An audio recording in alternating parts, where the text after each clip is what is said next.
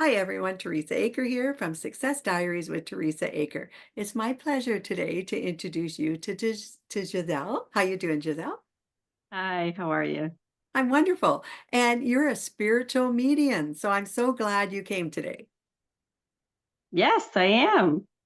Good. So let's talk about, have you always had sort of a gift, or is this something you got into? Tell us where it all started. I always had experiences, but I was raised Catholic, so I never knew what that meant. I didn't know the language or anything. So it was a very different upbringing. My parents, my mother is a former nun, and my dad is a former Jesuit. So Oh. yes, very Catholic. I went to Catholic school all the way from elementary to high school. We had to go to church every Sunday. So it was a very different kind of upbringing. I was not in this world of mediumship. I didn't know anything about it. Oh, okay. So from there, so you kind of had an idea, but I know the Catholic religion and I know soothsaying, things like that, fortune telling, all of that sort of thing is kind of taboo. So did you have an inkling that there was something different about you and you had these Well, I ideas? Yeah, that's a good question. So I along the way I had an understanding that I knew things about people that other people didn't know. But I didn't exactly know what or how, and I didn't know how to separate it between what I was picking up for myself and what belonged to other people. Sure. So really this became a quest about me trying to figure out how to manage this and how to manage what belonged to other people and what belonged to myself.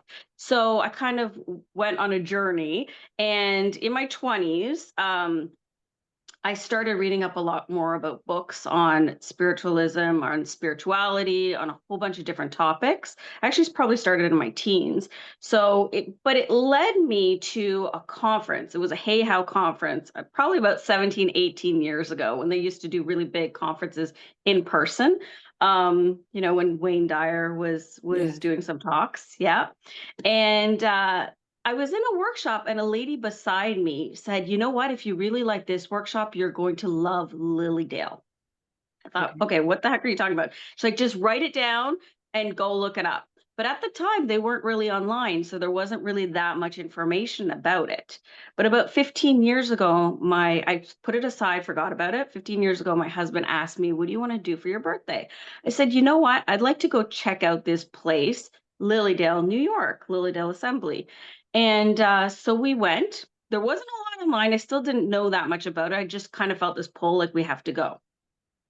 Turns out that we landed on what they called Canadian weekend. So they had this whole weekend once a year in the summertime that was just dedicated towards Canadians. So we ended up going to a workshop. I read the blurb about the workshop, didn't really understand what it was too much. We walked in, and it was a full day workshop, and it was all about mediumship. And I ended up giving several messages that people understood. So that was kind of the beginning of my journey. As soon as I left that weekend, I went home and I joined a spiritualist church, and because it spoke to me, and I joined a development circle. So I sat in development for about 8 years, just for myself, just so I could figure this out: what belonged to me, what belonged to other people, how to turn it off, how to manage it. And then after 8 years, I just realized, you know what? This is something I can do for other people. This makes sense to me. This is kind of the natural next step. But I never went into this ever thinking that I would be reading for others. It just kind of happened along the way. Okay, so if I could circle back a bit. So Yeah. so you have these ideas and then it kind of gets put on hold for a while and then your husband says, "Well, what do you kind of want to do with this?" You go on your trip, you find out Mhm. that this is something that you can do. Now, you said while you're there you could read people. Did I have that Yes. correctly? So how do you know that you were reading them? Just asking because then you go to a workshop for the next 9 years learning about that. So how did you know it was I'm just asking because that would be interesting to me. So you get these thoughts or ideas, and how did you know it was someone else's? Oh, because we were actually doing exercises. So we were sitting Oh, okay. one-on-one or in groups. So that was the intention, was to get Okay. information for the other person. So they could validate it immediately. So I knew, okay, I'm not making this up. You can take this. This is, you understand this. Yes. So do you get Giselle ideas, or do you get pictures, or do you get thoughts that kind of jump into your head? What do you get? You know how people can get sometimes Yeah. deja vu, or get maybe not a good feeling about someone, and they kind of have, everybody gets that. But Yeah. do you have like what is it that you see or feel? All of the above. Oh, So, yeah, so we all have extrasensory perception. We usually start out with at least one dominant one. And the way you can tell what your most dominant sort of clair is by the way you learn. So if you're a visual learner, chances are clairvoyance would be your more prominent or more dominant sort of extrasensory perception in that moment. so is that because you can see, visualize Yes. people Yes. or things? Okay. And if you're an auditory learner, then it would probably be more clairaudience. Sure, Okay. so you can hear So voices, hear. And what about absolutely. kinesthetic? Is there any such a thing? Kinesthetic, that is called clairsentience. And what does that entail? And so that would be either feeling other people's emotions or actually physically feeling sort of maybe a headache, or if they have knee pain, you might actually be feeling that as well. Oh, isn't that interesting? Okay, so like where men can feel their wives labor, things like that? Sort of along that lines. Yes. Okay, yeah, I get that. Yeah. So Yeah. all three, that's wonderful. That's very clear. There's a couple more. There's also claircognizance. What's that? So if somebody has a dominant sort of claircognizance, it's thoughts that just kind of drop in your head out of nowhere.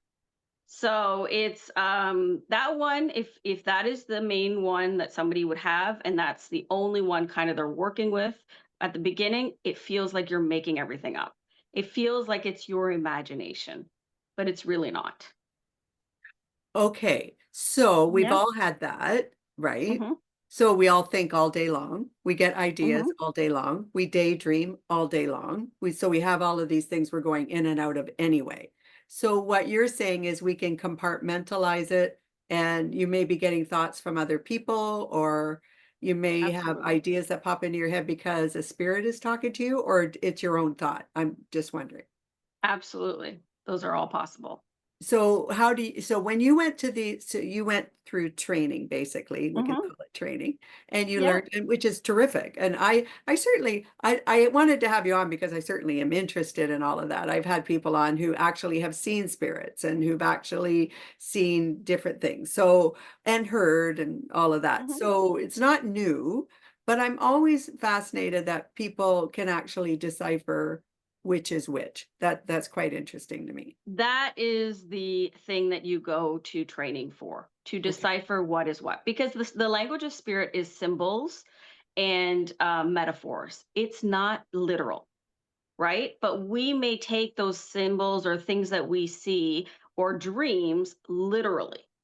And so people often misinterpret things because they think it's literal and it's not. So as you go through training and you practice on other people, you figure out how spirit comes through for you. And then you learn how to open up every sort of clair one by one. So over time, you can learn to open all of them and then use them all together. So that's really what Oh, training is all about. Yeah. that's fair. So what is your dominant way of reading someone? Right now, I use them all Okay. together. I did start out being more clairsentient and more claircognizant. So those were my two dominant ones when I Okay. started out. Now, so when so in everyday life, you're going shopping, I'm just going Yeah. to be really exaggerated. Where you're going shopping, you're in a lineup and you can hear everyone's thoughts. No, yes, maybe. No, I have Okay, learned to turn that off. oh, so See, you could, but you've turned it off. absolutely, you turn it down. Okay. Now hold Yes. it. That's interesting to me. Mhm. So before you turn it off, you can stand in a lineup and hear people's thoughts. Is that what you're saying? Sometimes hear thoughts, but also feel what they're going through. So if they're having a hard time, I could do that. Okay. So it became very overwhelming being in large crowds. And so I needed to learn how to manage it, right? Obviously. Yeah. Um, but that's one of the first things that you learn through development is you learn to shut it down and only use it and really crank up the sensitivity when you need it, because otherwise it interferes in your everyday life, and we are physical beings, we have to live in this physical world, and it's important, right? So that is one of the first things that I teach people in classes, and any kind of development class, that is the first thing that they learn, is to really turn it down so that you can have that physical existence. And then when you want to actually tune into people when it is appropriate, because there are appropriate times to do it. You don't just want to walk around randomly in a grocery store and start giving people messages. That's not appropriate. They didn't ask for it. They're not ready for it. The Yeah. TV and media, they make it look like everything is just random, right? Yeah. But Yeah. no, those people knew what they were doing. They signed waivers. They're ready. That is just really a big production, right? They just make it look like it's spontaneous, but none of that is spontaneous. Well, yeah, and I think we all question that, right? I think that's fair, Giselle, Yeah. because so I asked you previous to the show, I said, because we weren't doing a reading or anything, I did Mhm. ask you, and being fair to the audience, because thought I wasn't sure if you could actually read someone or do you have to prepare? And we talked about that. You would probably have to prepare. But when you talk to people and you're doing a reading, you're being 100% focused on that person, I would imagine, I'm guessing. Absolutely. And Yes. yeah, so you're being respectful to them. Now, my next question Mhm. is, let's say we are doing a reading, and we're not, but just we are. Do you see spirits around the person? Do you hear things like, if we were sitting here, would you say something like, and I'm just making this up, Teresa, there's a great aunt or someone in your past that's coming forward? You know, you hear people say that. Is that what you actually do, or is that? Yes, absolutely. Oh, Absolutely. okay. So it is Yeah. true. That is a true thing. Yeah, yeah. So the information comes in many different ways and it comes layered. So we kind of have to decipher what they want to convey. So usually there's two ways really to do mediumship. It would be like we sit down and you just say, okay, let anybody come through, and we just see who comes through and I start giving it to you. Okay. Who all the people, right? And I'm really big on the evidence. I'm what's known as an evidential medium. So I really want to be big on the evidence and give you specific information about the person so we can identify them. And then I go into what the message really is.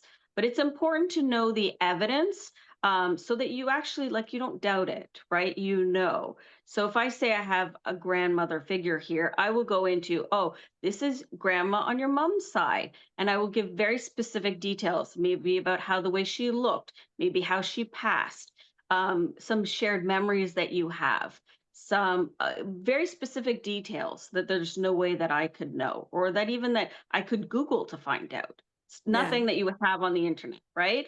So that's kind of it. I even personality comes through. There's a whole bunch of information that a spirit can come through with, to identify themselves. But that's the important thing. So So- they're spirit led. So I would just bring in whoever came through. If we do it that way, you may have long lost relatives that come through, or your like grade 3 teacher come through. There's Oh, no way of okay. controlling that, right? Because you just say, hey, whoever wants to come through. But what I really like to do, because most people come to me, and they know who they want to speak to.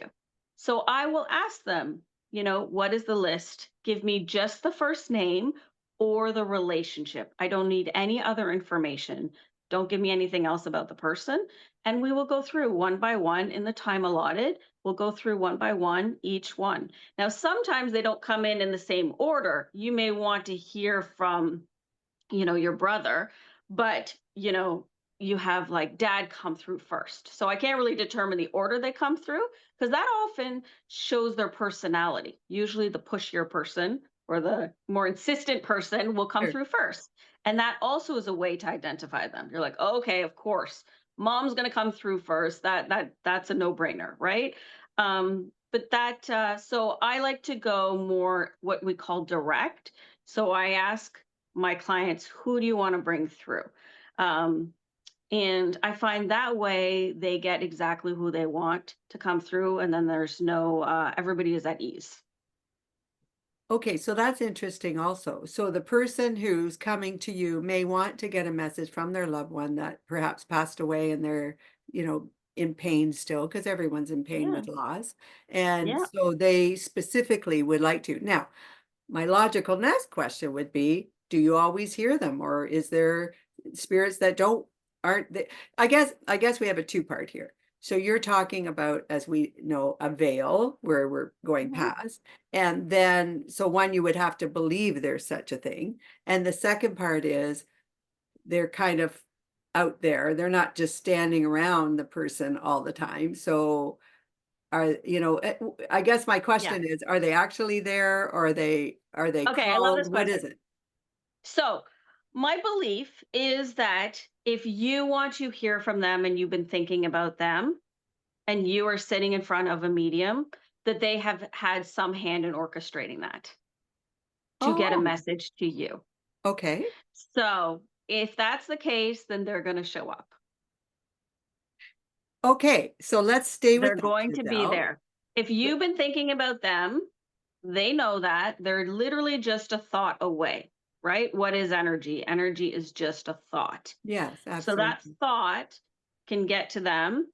They know you're thinking about them. They obviously are still connected to you. So they want to bring a message through to you. Okay. So now the spirit is out there, and there's a spirit that wants Hmm. to bring a message to your client, to your Hmm. person. So now they want to bring a message forward. So my next question is, Yeah. so there's a message coming through that they want to give you. Is this so would the person, would I be able to go out there and say, okay, I have a goal to do something, and a spirit comes and says, no, no, Teresa, it's a dangerous thing to do. Okay, let's just say, I'm just making up Yeah. things right now. So is that the kind of message you're talking about, or are you talking about messages where you actually want to get ideas, or you want them to know that you care about them and you're thinking about them? Is that sort of thing? All of the above. All Okay. of the above. So your loved ones, that connection, the love doesn't break just because they don't have a physical body anymore. And I say that because nobody really dies. We don't die, we just shed our sort of earthly physical body. But the energy is still very much there. And it's interesting because when I started this work, I could not tell the difference between if I was picking up on a person in the living here or somebody in spirit. It took me a very long time because they feel just as alive as you do sitting in front of me. So you believe in life after death in another form? Absolutely. Yeah, absolutely. Okay. So now someone passes away and you're wanting to talk to them. You feel there's a spirit there on the other side. They all are doing whatever it is in their world, and Hmm. you're able to pick up their vibration, their feelings, their Yeah. emotions, get ideas from them. But my second part to the question, so, or it's not even a question, but this will be now. The living person, we think about someone, then all of a sudden the phone rings, things like that. Hmm. We've all experienced that as well. So my next question would be, then if you're feeling that, how do you separate the living and the not living in feelings? I'm just wondering.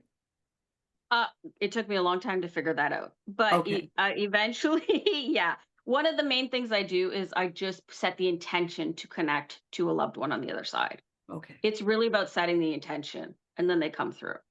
And the way I know is by the validation that my clients give me, Oh, sure. Okay. So you have an right? idea or an image or something that comes through, and then you just say something that the other person would know for sure, and then they go through it.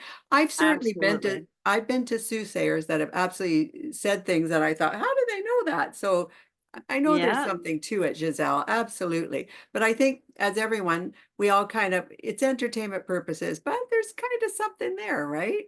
Yeah, absolutely. Now, listen, the majority of us is spirit. So you and I are speaking now in the physical, but this is only represents a small portion of our being. We are really multi-dimensional beings. Our soul is much larger than this physical body, and it's already in the non-physical. So that is already interacting with your loved ones all the time, right? You're just not conscious of it in this body.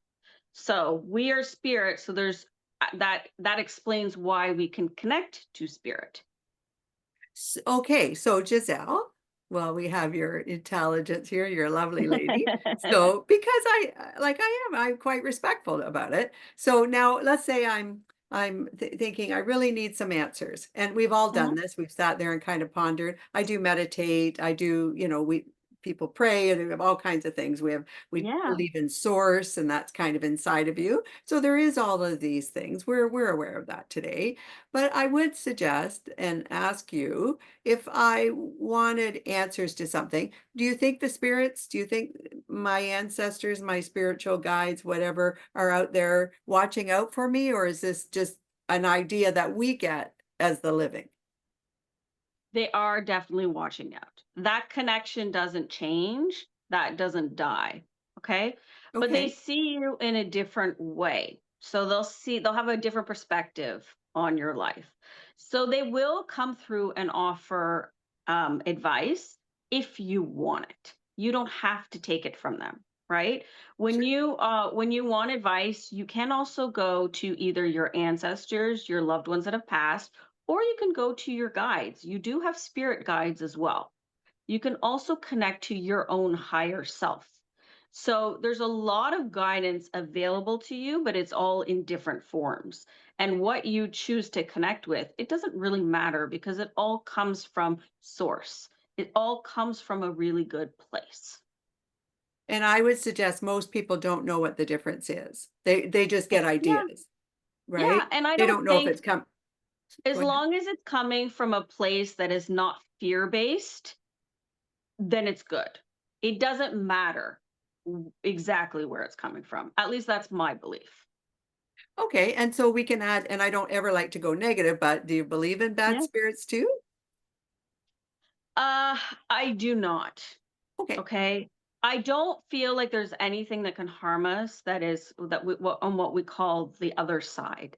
I Okay. do feel though that people will connect to sort of have a little bit of sensitivity and maybe some fear inside of them, and they will kind of spin what it means. And let me give you some examples. Okay. So I had a client come to me and he said, I have this sort of bad energy in my kitchen. And I said, okay, he was a little bit sensitive. But I said, okay, let me tune in. And I picked up where it was located. I said, listen, it's near this a cupboard and a cabinet. It's right beside your fridge. And he said, yes. And I said, I explained what was going on. I said, well, this is your uncle. You have an uncle that passed, right? Your mom's brother. He said, yes. Said, he's kind of a joker. And I described him. And I said, this is your uncle trying to get your attention. He's just kind of trying to stir the pot because he thinks it's hilarious. And Oh, he's spooking you out. But my client had preconceived notions because he had been watching TV and media. So he thought that there was bad things out there. oh, So as soon okay. as he felt a little bit of energy there, he assumed it was bad. But I said, no, it's not. So after that, he realized, okay, it's just my uncle. I can talk to him. He's fine. I have another client. She was very afraid. She came to me and said that she had this she felt like it was a presence at the end of her bed, Okay. and it would come at night. So you can imagine she was very afraid because she I lived would be. alone. Right. And I said, listen, let's just tune in because I like people to kind of figure this stuff out on their own. So I don't like to actually tell them what it is. It's easier. It's kind of better for a person to kind of lean into it and figure it out. So I helped her understand that, listen, There's nothing to be afraid of. And if you go into this looking and feeling like there's nothing to be afraid of, let's go and investigate what this energy really is. And because had already tuned in, I already kind of knew what it was. And I said, okay, explain to me what is really going on and what you're feeling. She would say, okay, well, I sit on the edge of my bed and then I feel like it feels like an energy hopping up right beside me and sitting right beside me. And then I said, "Okay, well, because it felt like a little animal." It finally dawned on her it was her cat that had passed a couple months before that was Oh, jumping up on her bed and sitting right beside her, and that's exactly the spot that her cat would lay down on, and she would pet it. So she went from being very afraid that there was this, like dark shadow at the foot of her bed to, "Oh no, this is my beautiful cat just coming to say hello." So really I feel like it's more a fear based, our fear base, right? and That prevents us. misunderstood. Yeah, it's a misunderstanding because we watch TV and movies and we think that there's all these things that are out to get us. That is just really made up to get people to watch, basically. But that's not reality. Right, right. I agree with that too, Giselle, because I believe honestly the world is a nice place. We just, I mean, obviously there's things happening out there, but as a whole, we're pretty in a good place. So you're right. Yeah. That's so I can understand that. The misunderstanding. I actually know people who've seen spirits, or they've, so they say, allegedly they've seen spirit. Mhm. So I'm sure I'm sure it happens to them. I've certainly never seen a spirit. But it would scare me, I think, also. I think I would think, Well, "Okay, I yeah. better go see my doctor." And that's important to note, right? Because some people, there's two ways to see. So there's clairvoyance where you actually physically see someone, and that's called objective clairvoyance, or there's subjective clairvoyance, which is more like seeing in your mind's eye. The Right. majority of people will see in their mind's eye because it would freak us out, right? If we just kept seeing all these dead people walking around like the sixth sense, we would be totally freaked out, right? You wouldn't be Yes, able to live a normal life. So that is very, very rare. It doesn't happen very often, right. even for clairvoyance. Okay.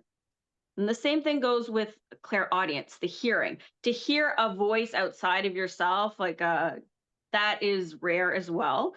That it's mostly kind of a voice inside your head. But either it can be in your own voice, but you would recognize that it's not yours because these are not words you would say, or Right. maybe it's speaking faster than you would normally, or slower. So the tone may be different. Or it could be somebody else's voice inside your head. That is a little bit more rare because we'd probably think that we're going crazy, right? Most people would think they're going crazy if they're hearing voices.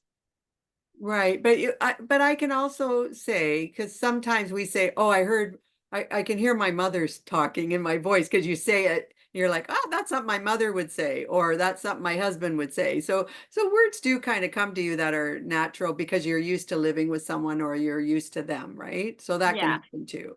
So I And I it's understand what you're saying, interesting. Giselle. So, that can be sort of a memory that you're having, but oftentimes, if that person has passed and you're hearing something that they would say regularly, that's an indication that they're actually right beside you in that moment. So that is actually them coming to you.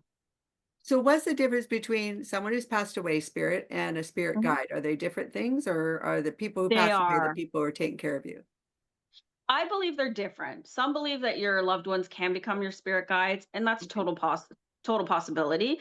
I believe most of the time, though, it is our guides are separate.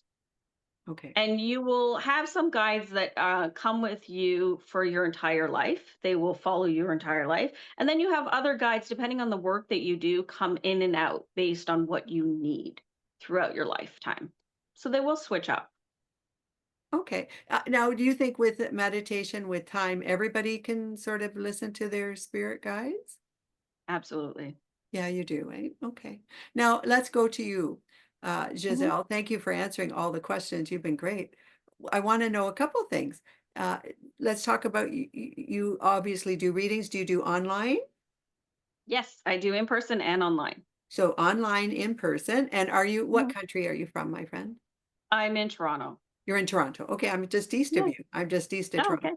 So we're Canadian, so that's great. Yes. So from there, do you do just readings? Do you do classes? What do you do? I do both. So I do Oh, psychic readings. I do psychic readings where I get information about a client. I will get it. So that's for the guidance for somebody's life. sure. Sometimes I will use oracle cards with it, sometimes not.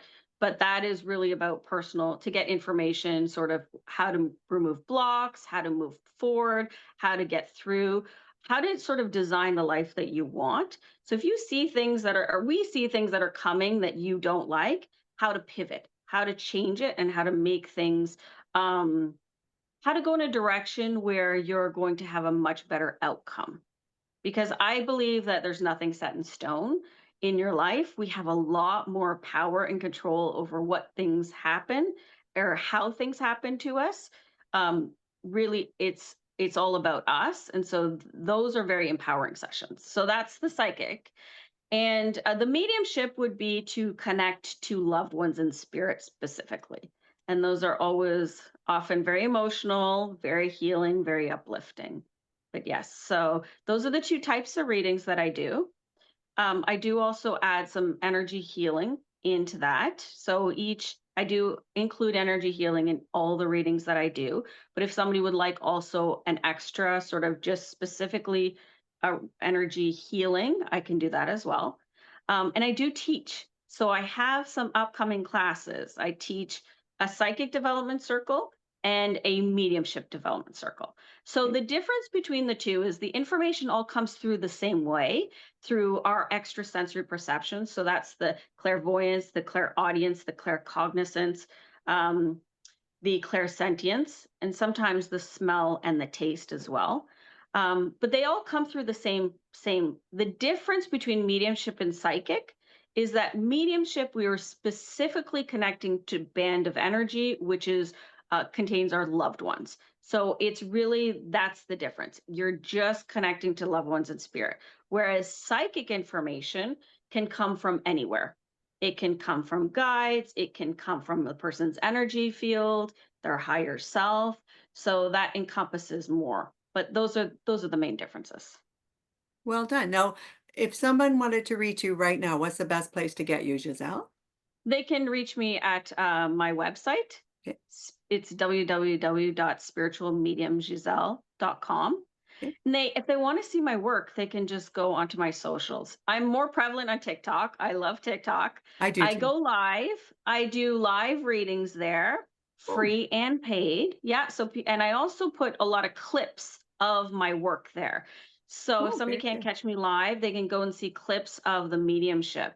And those are really awesome and powerful. And it's great to see um, somebody else's reading because you get a flavor of how I work, but also you can really tune in and see just how specific the information is. And Oh, it's okay. wonderful, because to watch somebody else get healing is just, I guess there's just something about it to watch the whole thing transpire. It's really an experience, I gotta say. Oh, we're gonna have to all make sure we go to your social media. So you'll make sure all those links come to me, right? Yes, absolutely. Yeah, because I'll put them all in the show notes for everyone. I'll make sure your webpage is there and where they can connect to you. So that's wonderful. I truly appreciate that. Giselle, you've been wonderful today. I truly appreciate your coming on. You are a kind soul and you're helping people, and that's terrific. So I'm glad you came on today. Well, thank you. It was great to be here. My pleasure. So everyone, this is Giselle. She's a spiritual medium. Definitely, I'm going to have all her information on the show notes. You can go over there and take a look at all of Giselle's work. And I'm definitely going to take a look because I want to see some of the works that you're doing as well. And if anyone wants to reach out, you can do it through the comments here or go directly to Giselle's page. So that's wonderful. Thank you again, Giselle. To everyone else, this is Teresa Aker from Success Diaries with Teresa Aker. I do hope you're having a great day. Do subscribe to my channel. I truly appreciate that. Have a great day, and I look forward to talking to you all very soon. Bye-bye now.